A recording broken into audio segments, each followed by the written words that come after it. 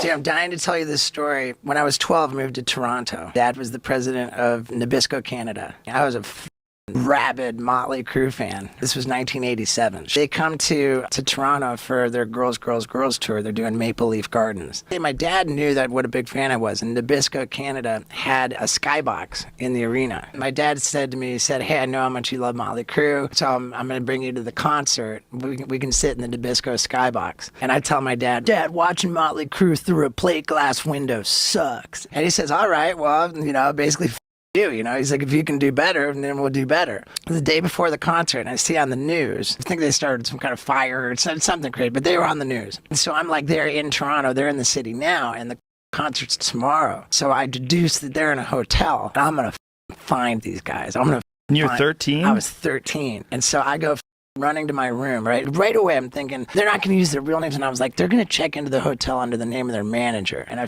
check on my little cassette album sleeves, it says Doc McGee. I go run into the phone book, open it up to hotel, like the Yellow Pages, and I just start calling every hotel in the Yellow Pages. And when the hotel answers, I'm like, will you please put me through to Mr. Doc McGee's room? I'm sitting there on the phone calling every hotel in Toronto, just going down the list. And I sat there for probably 2 or 3 hours, just calling hotels. They put me through to this room. The guy picks up the phone, and I say, hello, is that Doc McGee? And he says, no, this is Doc's brother, Scott. And I'm like, as in Motley Crue? And he says, how did you get this number? And I told him, I just called every hotel in the Yellow Pages. I just literally told him? I said, I just called every hotel in the Yellow Pages. Is the Crue there?